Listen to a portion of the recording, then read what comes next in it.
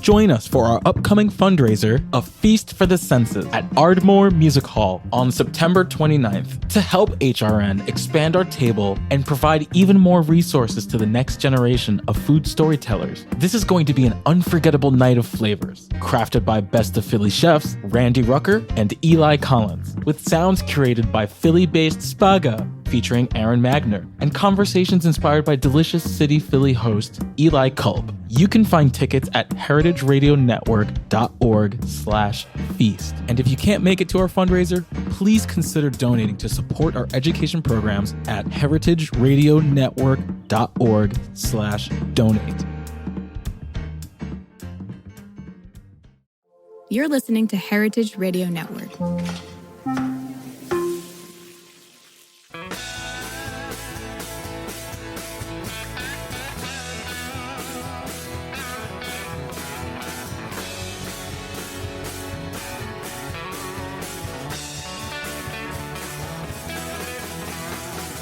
Hey, welcome to Beer Sessions Radio on Heritage Radio Network. I'm Jimmy Carboni, I'm the host. It's our 15th year, and we're really thrilled to be in Wildwoods Barbecue in North Wildwood, New Jersey. The reason I'm here is because every summer I get to come down to Cape May, and Wildwood, New Jersey is the barbecue here is a place I always seek out. These guys, Dave and Joel, came up to New York last year and won the Brisket King with us. So there's a lot of special bonds here. But our other friends, they're going to introduce themselves. But let's just say there's a great brewery in Atlantic City called The Seed. And I'm thrilled to be here with these two gentlemen. And they're great to meet me here. And, you know, they brought beer, and we're ordering barbecue. Perfect. Yeah, hey everyone. My name is Sean Towers. I am one of the founders and owners of The Seed, a living beer project in Atlantic City. Yeah, and Ryan Brower, former beer editor at Gear Patrol and certified Cicerone, and also living just north of Atlantic City. So pretty tapped into what Sean's been doing, Sean and Amanda. So good to be back on, Jimmy. Well, Ryan, you used to live in Bushwick right near our studio, Roberta's Pizza.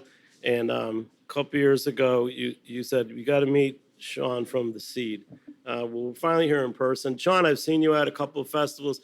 Craft Malt Conference last year in Portland, just last month at the Pills and Love Conference in Brooklyn. So it's great to be with you in person and finally get to taste your beers.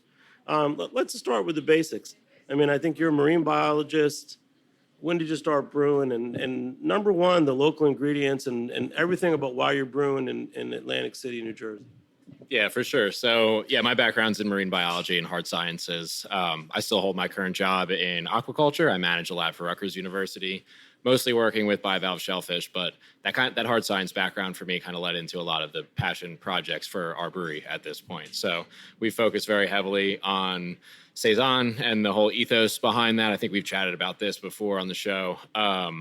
That to us really means just brewing locally, brewing seasonally, not trying to overly homogenize things, not fighting what's going on in nature, but kind of utilizing that and leaning into that. So the local ingredients is really big for us. Fruiting season's huge. Right now we're kind of in the thrust of that. So, you know, just having mature barrel stock ready whenever fruit becomes available, working with Rabbit Hill. I mean, you brought up the Craft Malt Conference where we saw each other at the, whenever that was now, a while ago at this point. But yeah, we're up to about 60 or 70% of the total malt usage we use at the brewery comes from one farm, Rabbit Hill Farms in New Jersey. So everything we use from them, for the most part, is grown and malted on site there, outside of a little bit of raw grains and some corn. But yeah. No, that's a great intro. And Ryan, just say a few words about what you like about Seed. And we're going to talk about a lot of things, but, you know, you brought us together. So what's your take on the Seed? Yeah, so I mean, we kind of talked about this last time, but just, you know, seeing that world-class dedication to mixed fermentation beer and other styles other than just IPAs. And, you know, the Seed makes good IPAs as well, right? But like, you know, I said it last time, like there might be some times where you go in there, mostly the winter months when it's a little slower, that you're not going to find an IPA on tap. And, you know, I just kind of think that's like, get drinkers out of their comfort zone and kind of show off. You know, we kind of talked about it last time, Sean. It's seen as outside the box, but it's really in the box, right? Because these are old world styles, a lot of pub ales, a lot of dark lagers, that are just good styles to kind of like diversify your palate. So to see that in an area where I grew up just really excited me. And getting to know Sean and Amanda, I was part of their Friends of the Woods, their inaugural year of their first brewery membership, brewery club last year. And it was just really enjoyable to kind of get to know them, really get to understand their story, get to spend time with them at events, and really see that this is world-class beer happening in Atlantic City. And, I don't think a few years ago we could really say that. So it's just great to see. Yeah, thank you. It's really cool to hear your experience with that first year of Friends of the Woods, because that was a big thing for us. We got to a point where we really love the storytelling component of what we're doing at the brewery. It's such a core, like, foundational piece to what we're trying to do with the brewery as an entity, for lack of a better term. We want to be able to kind of share what brings us passion in the world of beer and like what we get so excited about. And that's usually all of the story behind what we're doing. It's the story of the farmers, it's the story of what's going on in nature and all that. And to be able to kind of bottle that up in a little time capsule and share it with someone is great.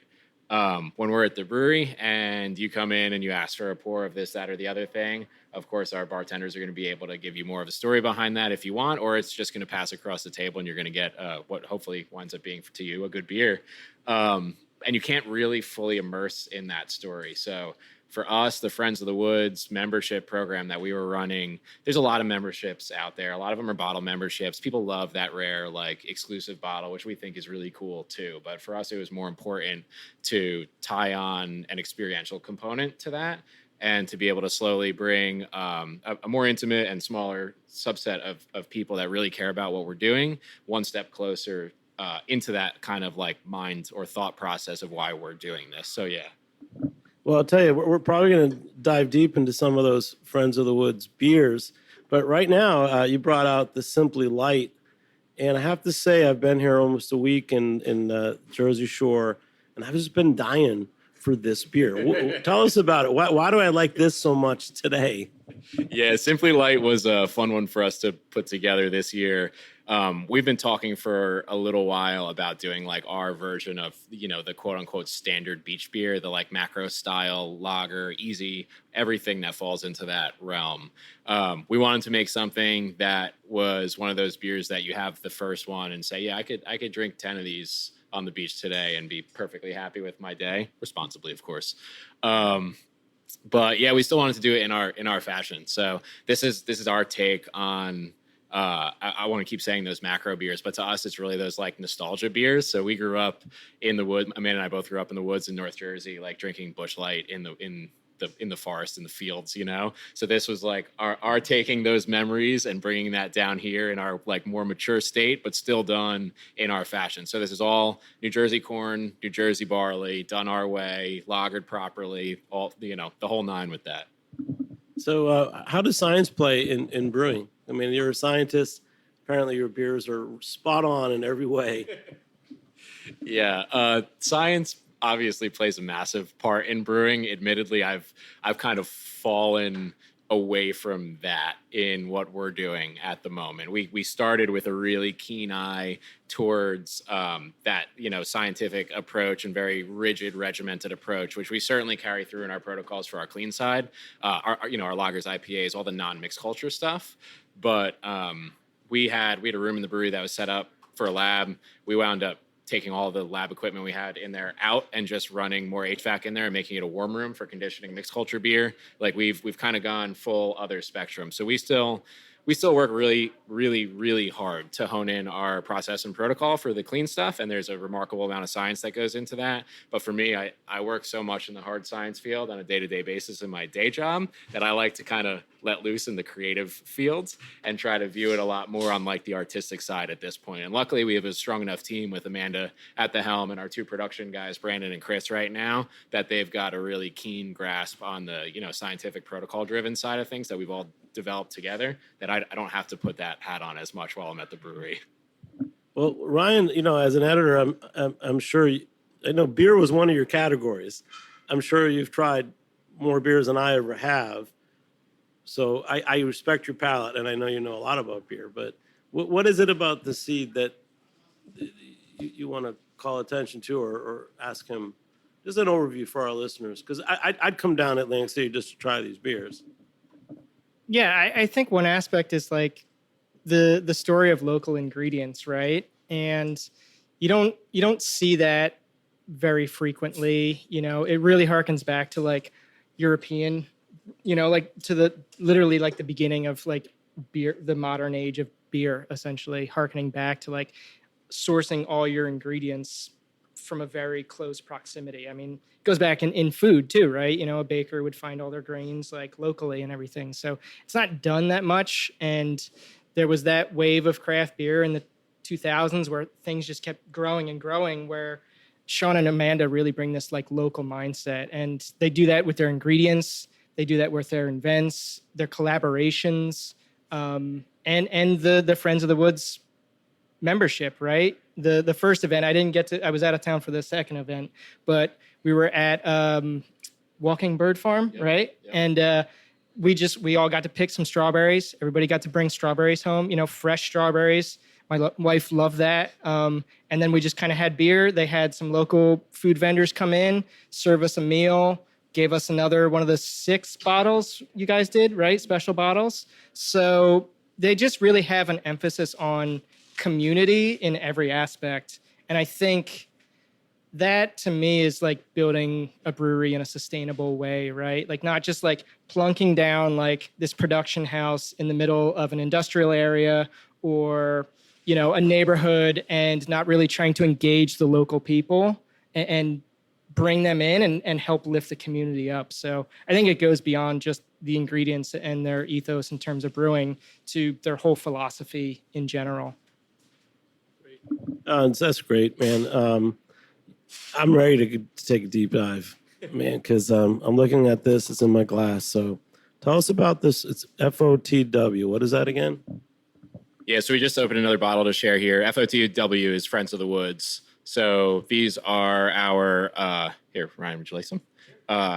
These are our like member-only bottles. We still really like the idea, even though the membership program is so heavily driven by the experiences and the farms that we work with that we're able to bring a few of our customers out to. We still want to be able to do some really cool and unique projects that we might not be able to do at a large enough scale to release publicly.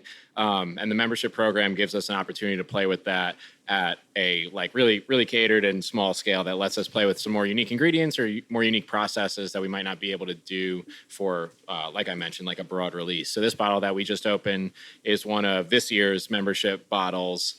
We try to kind of, I get really like OCD with tying everything together.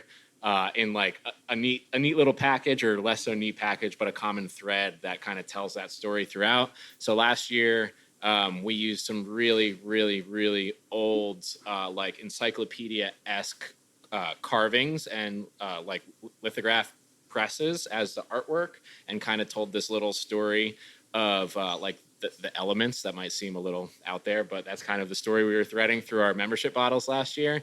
And this year, we're trying to kind of maintain that similar focus, but with colors and how that relates to the world around us. So the 3 beers we've gotten to our members so far this year have been shades of yellow, shades of green, and shades of gray.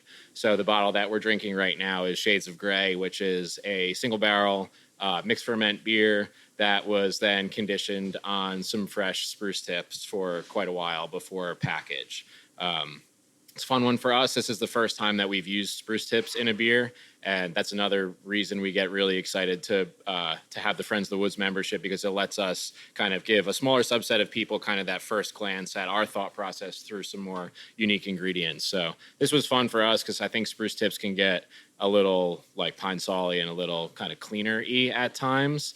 But we were really happy. It's interesting how it drinks at different temperatures too, and this is a little warmer. But we get a lot of like juicy watermelon character out of this on the taste, more so that fresh pine on the nose, and that was something totally unexpected because none of that was in the beer, and that's part of what's so fun for us is taking these mixed culture beers and adding new ingredients and watching like the evolution and the transformation of them. And that's where like just to backtrack to a question you asked a little prior, the scientific side of things and keeping everything within these really tight lanes is really fun and really nice for us on the clean beer side.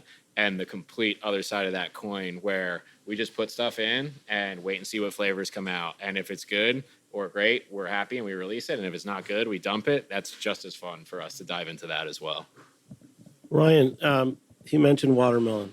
I've got a thing about flavor descriptions. How do you feel as an editor about the ways that beers are described, and how does that translate to sales? Translates to saisons. Oh, to sales. I mean, he probably can speak better to the sales side of it. You know, in all my writing and when we describe beer, we're trying to lean on, you know, the agreed upon terms in the Cicerone certification program. So I try to always lean to that whenever possible. And sometimes you have to explain that for the reader, right? You have to, my job is to educate readers at the end of the day. And Sean does that, you know, if he's sitting behind the bar, you know, pulling the tap and trying to inform and educate. So it's a different sort of education though. And I think he's got a lot of more leeway and platitude, if you will, to kind of really tell his story, where I'm trying to interpret. It's almost like a game of telephone, right? In a way where, like, you know, a PR firm reaches out or communications directly with someone like Sean, you know, the head of a brewery, and speak with them, digest the information, and then translate that to a reader in a way that they can understand it, right? But still trying to adhere to agreed upon terms and just make sure, like, I'm not, you know, because I've never brewed a beer, you know, like these guys are the experts at that. You know, I've collaborated on a brewery with a beer, you know, and we did that through Gear Patrol with Burial, but I've never actually physically brewed a beer myself. So I really have to rely on those like concrete terms and the terminology, and then also what these guys kind of tell me. So just to help explain what you're talking about, to most of my listeners are probably way ahead of me, but when you mention spruce tips and then you say watermelon, I don't see how that goes together. So how do you describe things to your customers? Yeah, I mean, I hope it's clear, there's no watermelon in this beer. It's just like a character that we got through how that mixed culture of wild yeast and bacteria interacted with the spruce tips during their kind of rest period in between.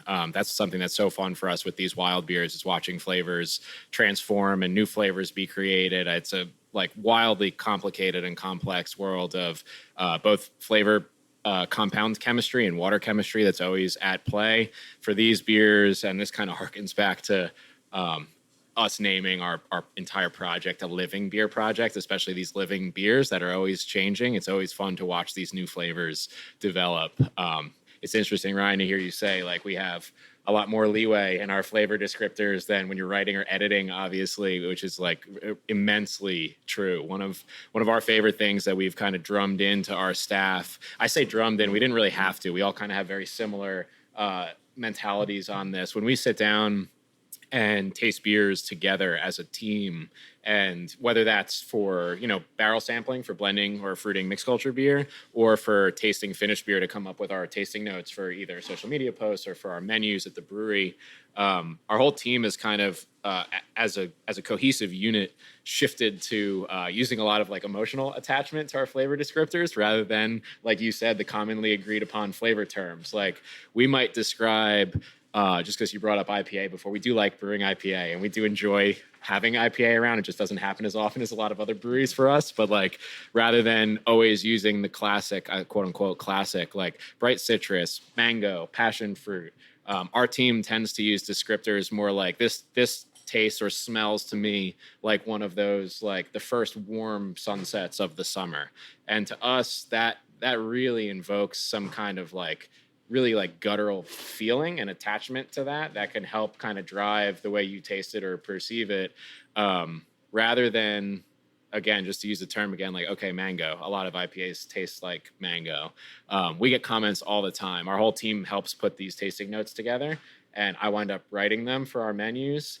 And, you know, someone will come in and say, like, I'm drinking this like English inspired pub beer that that y'all created or are serving for the first time, and one of the descriptors is like a dusty wooden stool, and like that sounds ridiculous, but when they're drinking it, they're imagining that or putting that picture in their head, and that brings them to that old pub where the floor is a little creaky and there might not be a TV, and you know what that smells like and you know what that feels like, and it kind of brings you to another level when you're drinking that and sharing that experience with someone, which is so much fun with the flavor descriptors for us.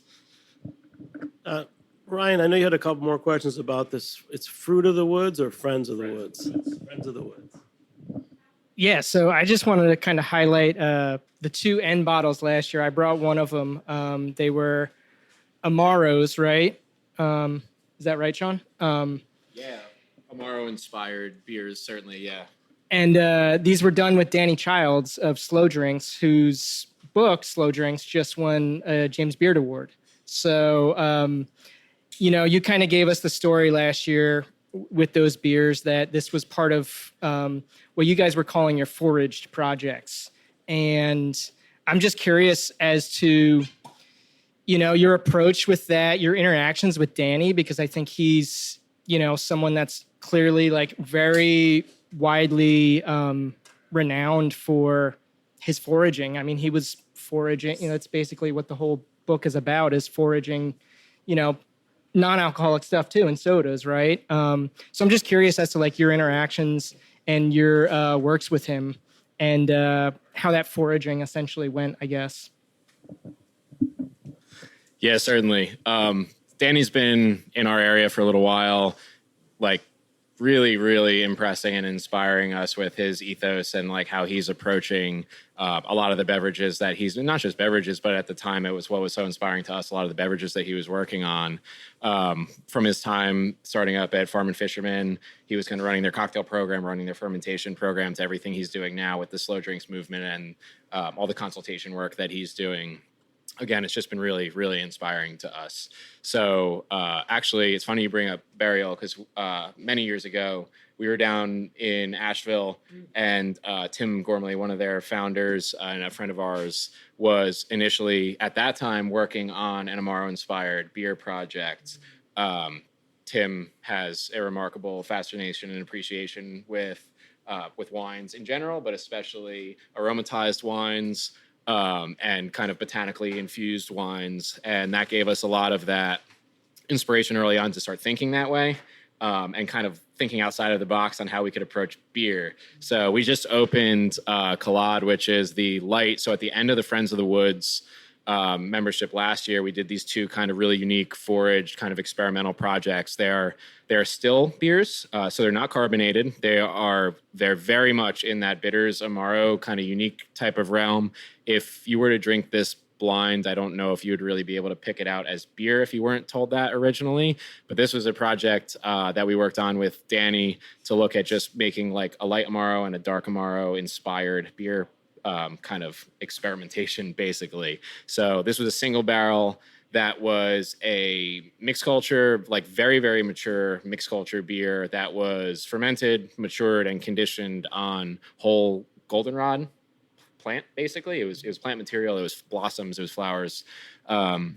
It was very much in that overly herbalized realm, and it gave us a really nice foundation and baseline to build these beers off of. So we worked with Reed's Farm, who Danny's done some work with as well, to go through a whole slew of additional botanicals and additions for these two beers. So we actually did our first Friends of the Woods event at Reed's Farm this year, where they made incredible pizzas from stuff from the farm. They took everyone on a tour, but we were able to add all kinds of botanicals, herbs, flowers. There's a lot of local honey in here.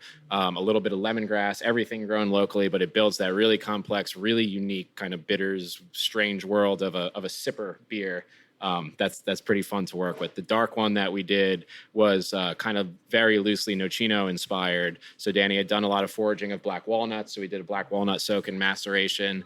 Danny grows elderflower as well at home, so we added a bunch of late season elderberries to make two very unique but cohesive from their thought process projects for the release at the end of that year. So how is it a beer? Like, how do you make it? Because I know about fortified wine, I know about macerating.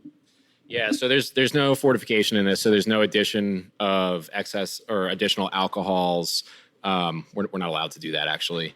But it's a beer simply for the fact that it is very much just a beer. It's brewed using grain. It's entirely barley from Rabbit Hill Farms, hopped, fermented with a mixed culture in oak, and from there, instead of being pushed through the quote unquote normal process of packaging and so on and so forth, it got its immense botanical additions and herbalization, and then was packaged still and with some honey to give it that tiny little bit of back end sweetness to it. So I mean, as far as process goes and ingredients go, it's a beer. It just was never carbonated and pushed through that final fermentation or bottle conditioning, and certainly displays and portrays very differently than what most would view as a beer.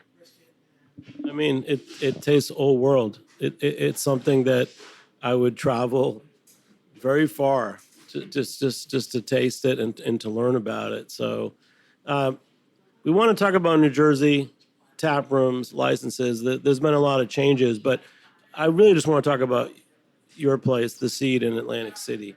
So what can I get there? What serving format you guys distribute? How can I get all this great stuff? Yeah, so we're packaging, we're canning and bottling on a relatively regular basis. So we have packaged goods available. I'll say at all times. It's not always at all times, especially for bottles. We are still currently using mobile canning. So about every 3 weeks or so, we're doing canning runs with Ironheart. Our cans, for all intents and purposes, are sold only at the brewery at this point. We don't really distribute any packaged goods. We are starting to slightly sprinkle out a little bit of packaged goods to the New York City market when we can make it available, but that's not very often. From a distribution standpoint, we are pushing a little bit more draft beer out into the world when we can. And for us, a little bit is really a little bit because we're still very, very small. We tried to open up a few more accounts in Atlantic City since our tasting room hours are relatively limited. So folks that are taking the time to come into the city and hang out can still find our beer at places. And we're slowly getting our beer out to what I would call down here, at least like Western Jersey, like over the border of the Delaware from Philly, to have a few accounts out there because it's a little bit of trip for folks still. I work down here in Cape May, so the Cricket Club's been a fun account for us where they don't have a draft system. It's 4 cask engines, 4 hand engines, and we do their whole cask program for them. So it's not all English-inspired beer, which is fun for us. We do a good deal of English-inspired beer for them, but we also do some cask lager, cask kolsch, a little bit more unique stuff. I mean, nothing funky like we're not taking marshmallows and lactose and putting in a cask of IPA and telling them to pull that through a hand pump. But like cask conditioned kolsch isn't necessarily a common thing, which we've been having a lot of fun with. And they've been doing an amazing job following that program through and helping us kind of come up with some fun new ideas to push that along, which has been a lot of fun. But at the brewery, we run 10 lines at all times, 2 Lucas for lagers. You can almost always, and I know Ryan mentioned this before, sometimes we kind of run out of IPA, which is fine for us. And our staff thinks it's fun to push people in another direction. Not everyone loves that. We try to keep IPA on at all times, but at almost all times, let's say 95% of the time, you can come into the brewery and find lager, find English-inspired beer, English-inspired pub beer, hoppy beer, and some form of saison, or how we interpret saison. And then there's always packaged goods to go. So we try to keep a little mix of everything available. Although we have a relatively limited availability, we're not one of those breweries with 30 draft lines. We still really try to cater to everyone that's coming in. We don't try to be an overly hyper-focused in the negative sense where we're only making one style of beer, and if you don't like that, too bad. We try to cater to everybody still because it's what our staff likes to drink as well. Well, thanks, man.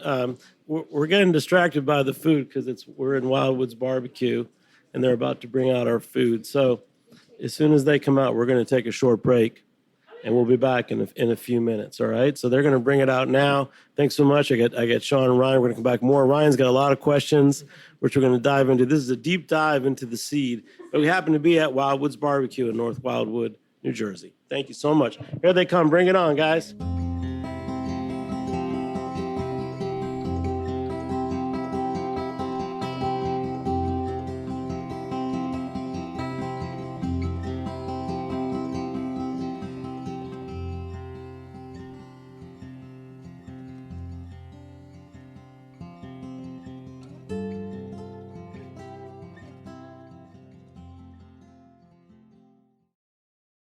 Hey, welcome back to Beer Sessions Radio on Heritage Radio Network. I'm Jimmy Carboni. Wow, we are here celebrating our 15th anniversary. We are at Wildwoods Barbecue in North Wildwood, New Jersey. We're getting served food, and this is the only place I can meet up with Sean from The Seed and Owen Brower, our great editor and writer friend. They live in the Atlantic City area, so I'm down in Cape May, New Jersey. And between Wildwoods Barbecue and The Seed, that's all I need, right? So, Ryan, you've been on a few shows with me before, including a really great Lambic show once with Greg Engert. I know you got a lot of questions for them. I know we've tried light lagers and they have IPAs, but I know you're really interested in these other beers. Yeah. I think going off what we were kind of talking about before the break, and the just your philosophy with distribution, packaging, and even what's available in the brewery at any time. Kind of that your approach and your philosophy to your collaborations and community. You brewed a beer this year with Oceans Resorts.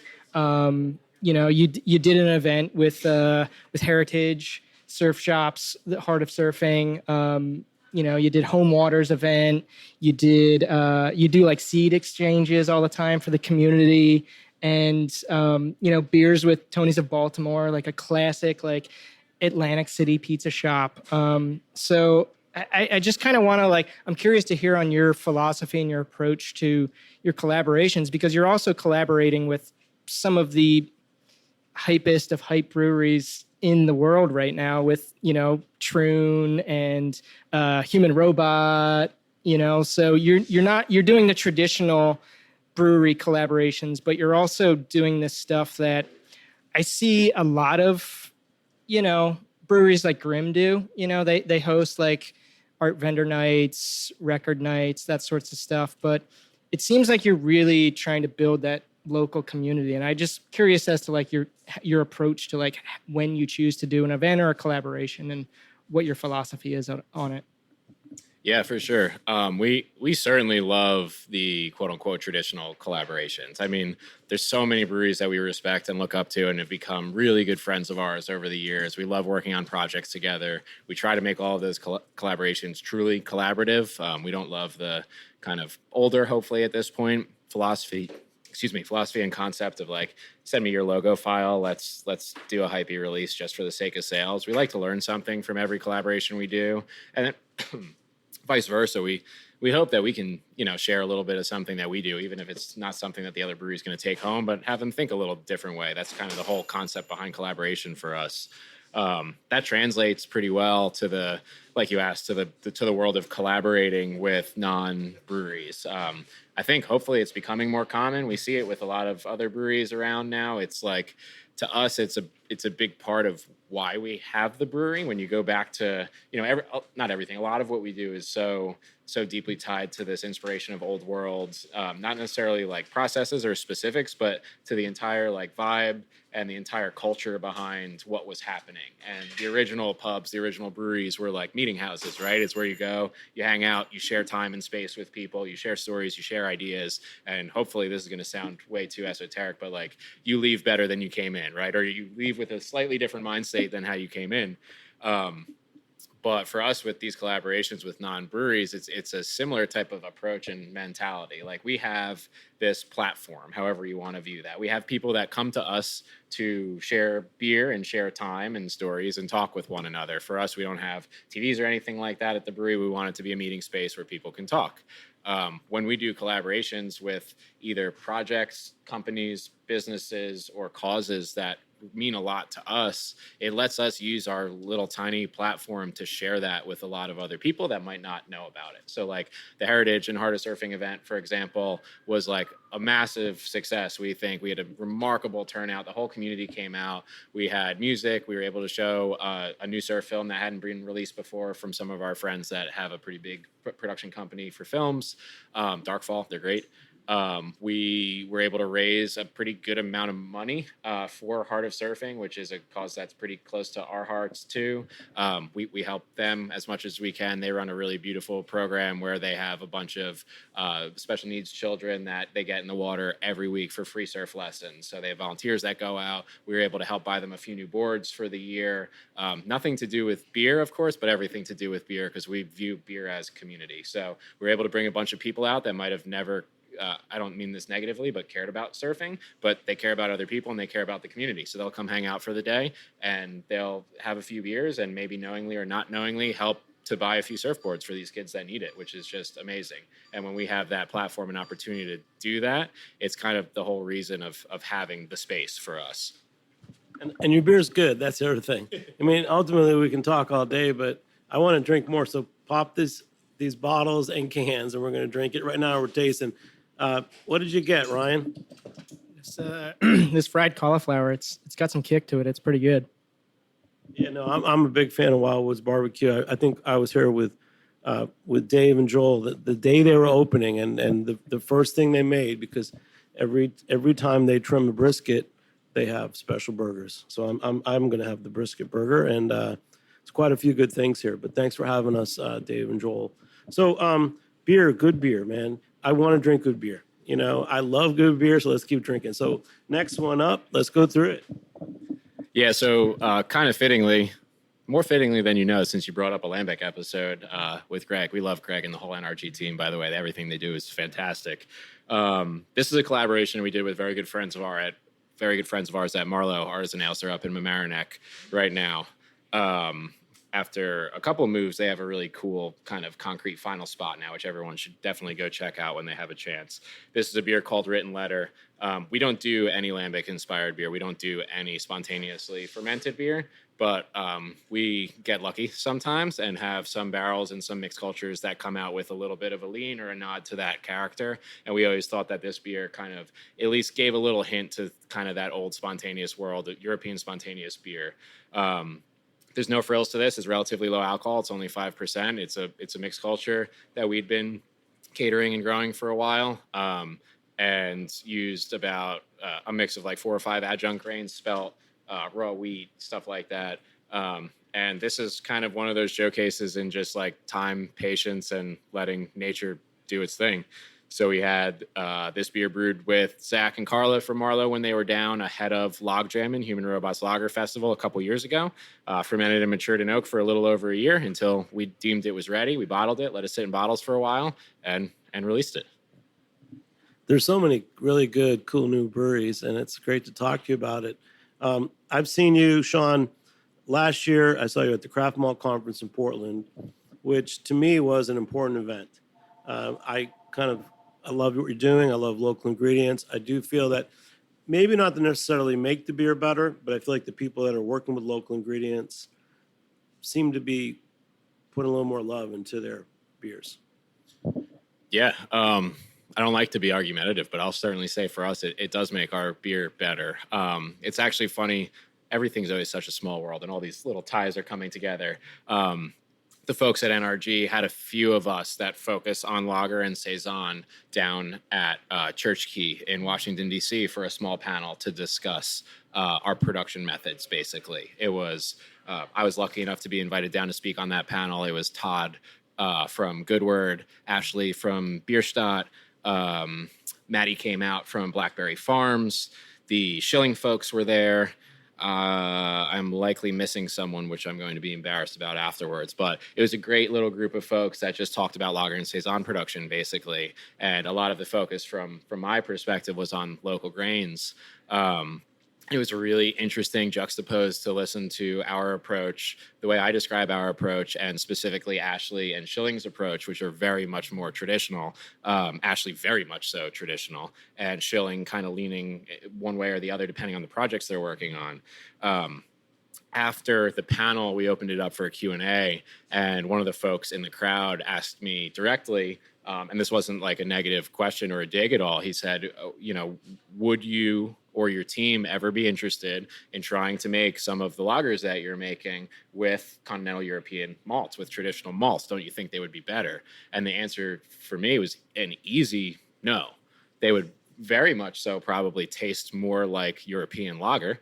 But that's not what we're trying to make. We're trying to make lagers that are very deeply inspired by the tradition, history, and story of European lagers, but trying to have them taste like our lagers. If we're going to try to make a quote unquote textbook Helles or Helles style lager, I don't know if it would ever live up to what we wanted it to be, because what we would want it to be would be like the archetype of that.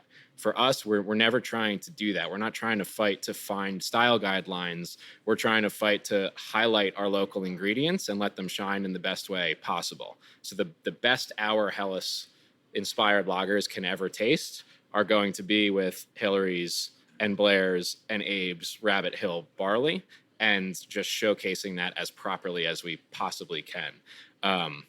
So I very much believe, and maybe I've tricked myself, but I very much believe that local malt makes our beer taste better, because it's the only thing that makes our beer taste like seed beer. I had a very interesting conversation with someone recently, with some friends that just opened up a brewery up in Bethlehem, wishful thinking, that are using a lot of local lager. And I had a friend that was up there and drank one of their pale lagers that used Rabbit Hill malt, and he said, "This is really cool. It tastes like seed lager." It doesn't taste like seed lager. It tastes like Rabbit Hill grain. And it's really beautiful to hear that someone else is doing that grain a nice service as well. But I don't know, to me, it's when we're trying to showcase ingredients, I do think it makes it better, because it makes it what it is, which is fun for us. Well, I know that the Craft Malt Month is coming up. It's going to be different this year, a lot of online programming. So we definitely have to circle back and talk about why Craft Malt makes a difference. Owen, in all your work and editor and everything, I can't always keep up with all the new breweries, but just from hearing what Sean said, and then when I was at the Pills and Love event last month, I met Bierstadt, I saw Schilling, I saw the Seed. One of my favorite pills, which had probably more hop than others, was Human Robot. For you out there, what are the happening new beers? But there's something more than that. It's like there's always a trend. There's always going to be a new beer, but you have to evolve, right? I mean, the beer that's being made 30 years ago, drinkers are drinking different things now. Is that it? Am I on the right track? Yeah, I mean, I yes and no. I mean, I think listen, when it comes to beer sold in America, lager is still the number one, selling beer across, not craft, just in general beer. But when it comes to craft, IPA is still the number one style. I don't think that's really going to change. There's been dips and ebbs and flows with that in recent years, and beers, craft beers hold on the beer market has increased, while beer itself on the overall alcohol market has decreased. But I think what we're seeing is there's really this trend, and I think there's a few different elements to this trend, a trend of where the sectors of breweries are going. I think local breweries, very much a la Sean, Human Robot, Troon, these breweries that are focusing really on their communities and not trying to become, I don't want to speak for you, Sean, but I don't know that you have aspirations to be selling your beer in the next 2 years in Florida, right? Or California, you're focused on local and community, and they're making world-class beer for their local community. And then you still have your regional breweries, but the regional breweries are starting to kind of either, band together and migrate together, or they're falling by the wayside. And that's the same with the national breweries. Your Sierra Nevadas, but look at Sam Adams and Dogfish Head, right? They combined, they merged, and they're kind of a powerhouse because of that. So you've got these three tiers, which we've always thought of as national, regional, and local. And I think local is where the most interesting stuff is happening. Regional is the toughest right now, I would say. It's really tough because you have great local breweries that are focused on the community, that New Jersey's not necessarily emblematic of this, but your taps in any bar or restaurant in any other state are typically about 50% local breweries. New Jersey's a little less than that, much less than that, more like 10%. So these local breweries in New Jersey, like Sean, have to do a better job. Not even just a better job, a different job, and they have to take a different approach because of that. Because, I don't want to go on a whole diatribe, but the bars and restaurants in New Jersey control so much of the alcohol market because of seasonal tourism, right? So you have these restaurants and bars that wield all of this power that, the bill that passed earlier this year that Governor Murphy signed in January, it made some great strides. It increased the barrel production from, I think it was 10,000 barrels to now 300,000.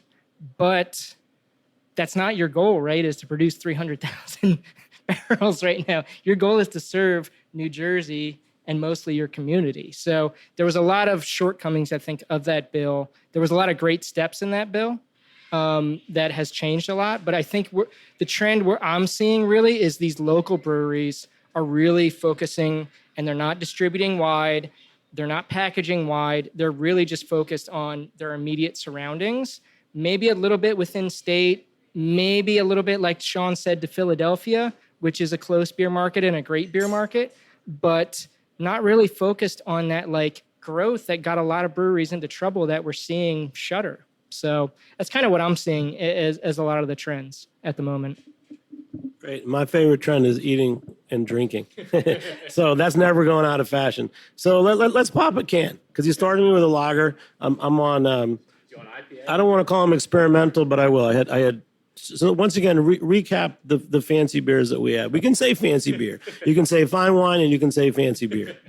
Yeah, so the fancy beers we had so far were, we opened Collade, which was the still pale Morrow-inspired beer.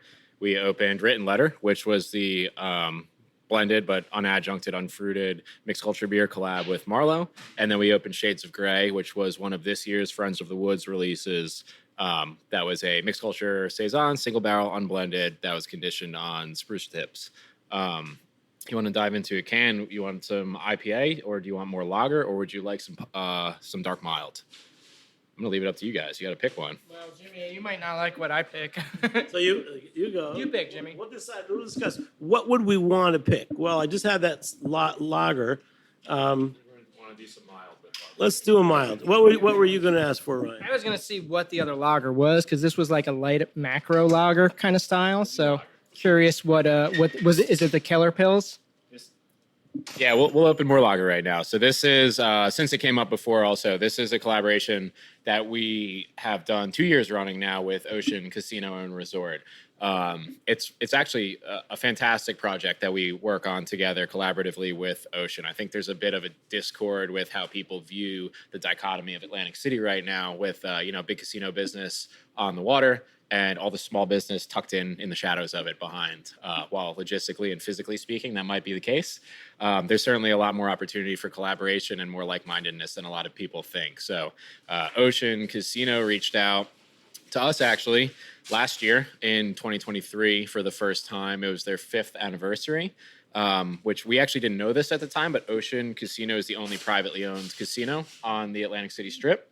And they wanted to be able to showcase the local businesses in the area as part of their 5th anniversary celebrations. So they reached out to a lot of local businesses, ourselves included, Little Water Distillery, our neighbor, Hank Sauce, a few local potters, a lot of different companies. Jetty did some clothes for them. It was really cool collaborations that they did with a lot of local small business.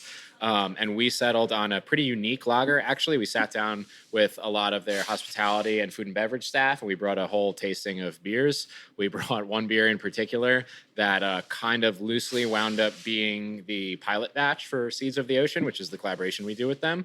That is called After Winter. It's a Keller beer, so kind of a young, unfiltered lager that uses and utilizes aged hops, which are not overly common in lager, but we like it a lot. and marigold blossoms. So the aged hops lend a little bit more of that Saison-esque character is the best way to put it, a little more rustic, cheesy, earthy, barnyardy.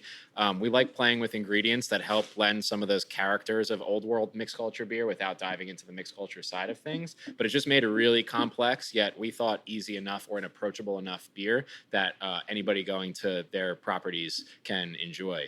So it went over really well last year. We decided to do it again this year. We actually dialed back. We're actually using a different lot and group of aged hops that have less of that cheesy, goozy character to them. But it's a really fun beer. We think this year we were able to showcase Rabbit Hill's malt a little bit more. So it's very balanced. You're going to get a little bit of that earthy floral character. You're going to get a lot of balanced malt character. It's going to come across really complex. It's not going to be a beach crusher like Simply Light is, but it's something that we really, really like for a couple of like approachable yet more interesting, if you will, lagers. So bring it on, Ryan. I think you nailed it. I was going to say the mild, but next time we come down, we'll go to where you have the cask on draft, the cask on cask, and we will drink those. What's that place again? There's another place you're serving cask at in the area.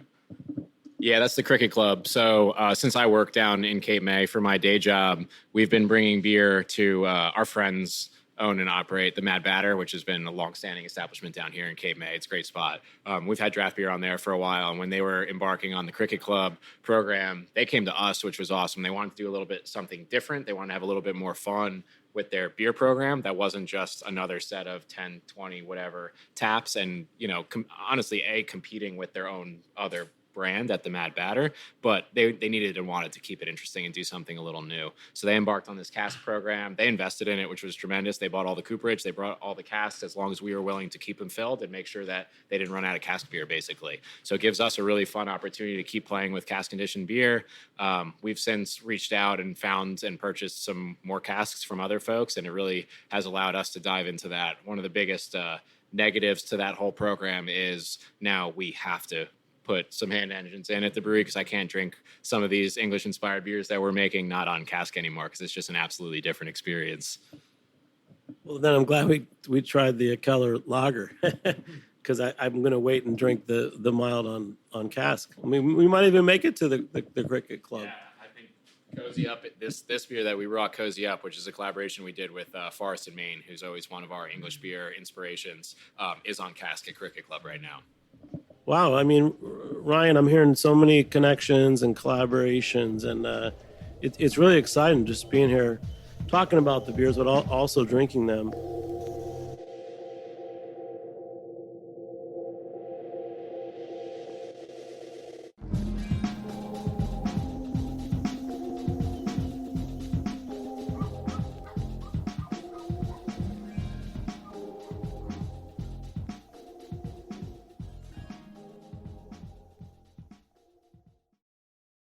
Hey, welcome back to Beer Sessions Radio. We just took a short break. We're eating some of the great barbecue here at Wildwoods Barbecue. Ryan likes the fried cauliflower, and we're going to dive into more, including the Australian sausages. So we've got Sean from The Seed and Ryan Brower here, an editor. And we've talked a lot, so we're going to probably cut out soon. But to wrap this up, because we're going to do more shows with these guys in the future. Right now, I know you each have a question for each other. I know Ryan has a lot of questions, but let's stir up the conversation just a little bit. We're drinking lagers. We've drinking fancy beers. I'm going to use that word, fancy beer. How about this?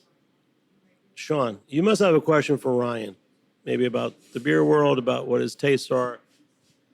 Oh, man, you're putting me on the spot right now. You didn't ask me to be prepared with a question. I love it, though. If I had to come up with a question on the spot right now, I guess this is a little bit of a cop-out because I think you touched on this a little bit, but from an editor, writer, kind of, I don't know the right term, not periphery, but not brewer aspect.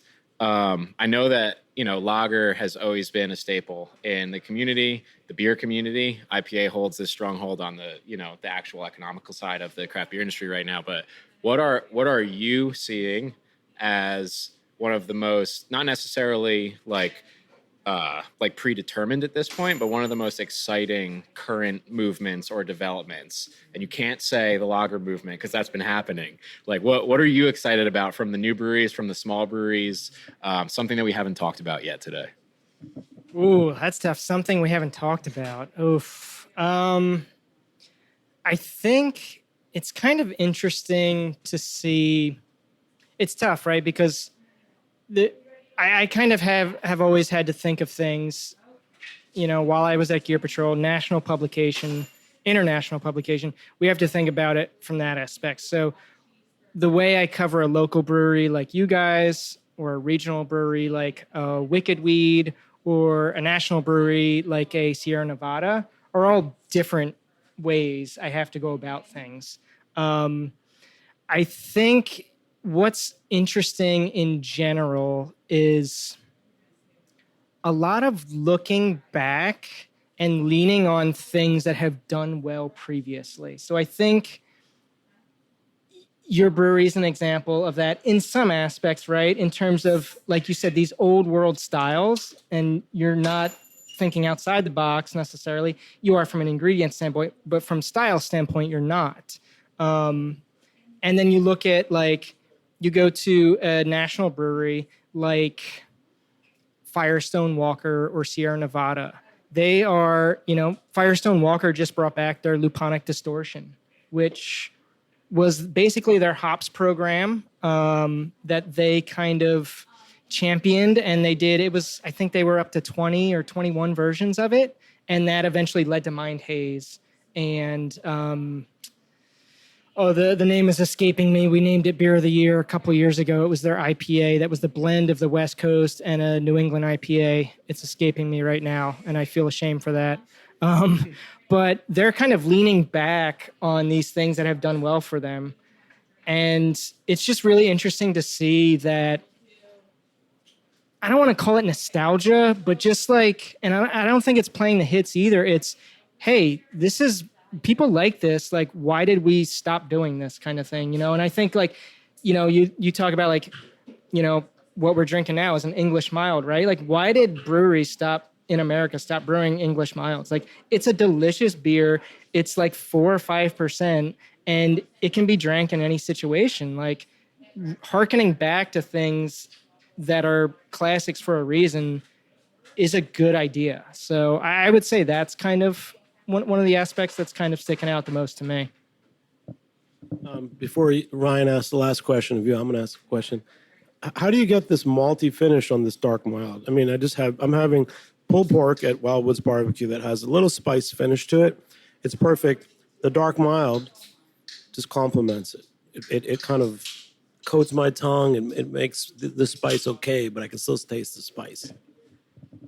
Yeah, these are fun beers for us to work on. We focus so heavily on Rabbit Hill malt and local malt and showcasing that through everything. And while we influx Rabbit Hill malt in every beer that we make, the English-inspired beers are like the one big realm that we step outside of that box and focus very heavily on, quote unquote, traditional ingredients. So these recipes, these are one of the few times, admittedly, that we pay remarkable attention to the complexity of the recipe. Usually, especially for lager, it's a single grain or 2 grains, and we're focusing on process to highlight that grain character as best possible.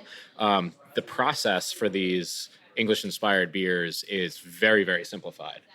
It's the recipe build that is more unique, and that is not the common approach to our beers. So for us, it's really exciting and fun to work on these beers that seem so simple and are so simple, but allow you to actually dive into the recipe building side of that with grains from across the pond that we don't work with that often. So this one in particular, collaboration with Forest and Maine, this allowed us to use some really characterful base malts and accompanying malts that we both don't use regularly or have never used in our brewery before. So we're able to play with some things that, and again, this gets back to what we love about collaboration. Like, these folks love grain X or grain Y for a certain reason. We've never played with it before. Let's try it. And now we love the results and we know how to influx that moving forward. Ryan, last question before we close out. I just think, like, the ethos of and you've said this before, of the seed is based on the seasons, right? Saison, the root of the word meaning seasonal. What ingredients are you guys working with now? You're excited about and looking forward to implementing into the brewing program, like in the coming months, I guess. Yeah, it's a great question because that's kind of how we try to like plan and think a lot of times outside of Amanda's very proper scheduling of our actual production schedule is, Mother Nature's schedule of what's coming out at what time. Right now, as I mentioned briefly earlier, we are in the throes of fruiting season right now. So we've done a small handful, a couple of fruit projects so far. These won't necessarily be seen this year, but we have beer on fruit. We have beer that has been on fruit that is in package already, and we have beer that is ready for fruit that we will be bringing in soon. So this was the first year that we used black currant, which we're really excited for. Black currants are not really, for the most part, actually, I don't want to speak out of turn, but for a long time, and I believe still currently are not allowed to be grown in New Jersey because they carry a blight that can affect pine trees, or they can carry a vector that can affect pine trees very heavily, especially down in our area. So we always work with local fruit. We don't source our fruit outside of our area. That doesn't necessarily mean New Jersey, although we try to keep it to that, but certainly New Jersey, Pennsylvania, and New York. But again, collaboration with Marlowe. They have a good friend that works on a lot of spirit projects up in there, Mamaroneck, Lower New York, just north of New York City area, that did a really cool black currant project. And we took the spent black currants from them and we blended some mixed culture Saison onto that fruit that's waiting to go into bottle. We have strawberry beer from this year's harvest in bottle. We have stone fruit coming up, peaches coming up. In that stone fruit realm. Cherries are still on the horizon. A lot of late summer, early fall stone fruit, and we're in the throes of berries, blackberry, raspberry, and blueberry right now. Flowers are always on our minds. We brew with flowers probably way more often than we should, but that pretty much gives us 3/4 of the year worth of different blooms to work with. We recently did a beer called Simply Summer. It was kind of along the similar lines of Simply Light. So Simply Light, the like American Light Lager, is our first 12-ounce can offering, and Simply Summer we did in 12-ounce cans as well. We don't typically like the character that our house Kolsch yeast kicks for more traditionally inspired Kolsch during its first fermentation, its first generation. So instead of pushing that through as like what we would consider a subpar Kolsch, we took a beer that was very similar basically to a Kolsch recipe more or less, but a little more hop forward, and we used that first generation of Kolsch yeast to ferment out, get rid of those early esters that we don't love, and then we dry hopped it with Citra and added grapefruit zest and juice, and it was a beach crusher for folks. We then took the harvest off that and started making Kolsch from there. But one of our brewers, Brandon, thought it would be a great idea. Like, why are we only doing Simply Summer? Why don't we do Simply Autumn, Simply Winter, and Simply Spring? So now it gives us another outlet to highlight in a different format. So we usually use Saison and mixed culture beer to highlight all of these unique ingredients because it just kind of more traditionally blends, or it feels more natural to blend. But now we're looking at what Simply Autumn is going to look like in like a little 12-ounce crusher package where we can highlight something. And I'm not saying this is going to be the direction, but like, what screams autumn or mid to late autumn? To us, it's like oak leaves and ginger and spice and, roasted pears, something like that. So we're looking forward to working through that process with kind of a different media of beer, if you will. Wow, man, thanks so much. And if you don't know what Kolsch is, you got to try it. If you like lagers, you'll like Kolsch, even though Kolsch isn't a lager. I love talking about styles, and I love talking about beer with you guys. Still, when I go out, the next generation, which to me is maybe people under 35, most people don't know what styles are. And I can only say follow places like The Seed and go there. And that's how you learn about beer. You got to taste through, and you have to taste good beer. And sadly, a lot of, whether they're restaurants or package stores, don't always have quite the variety of really good beers that you and I would want. So keep listening to the show. Know that many of our guests are some of the top people in the industry, and I do like beer. In fact, I love it. So my biggest thing today is which beers am I going to bring home? We'll figure that out with Sean and Ryan. So guys, thanks so much for joining me. Shout out to Armin Spengen, our engineer, Ryan Brower, and Sean of The Seed. I'm Jimmy Carboni. Thanks for joining us. We'll catch you next time. And big thank you to Wildwoods Barbecue in North Wildwood, New Jersey. Catch you next time on Beer Sessions Radio. All right. Thanks so much, guys. Thank you. Thank you. Beer Sessions Radio is powered by Simplecast. Thanks for listening to Heritage Radio Network. Food radio supported by you. Keep in touch at heritageradionetwork.org/subscribe.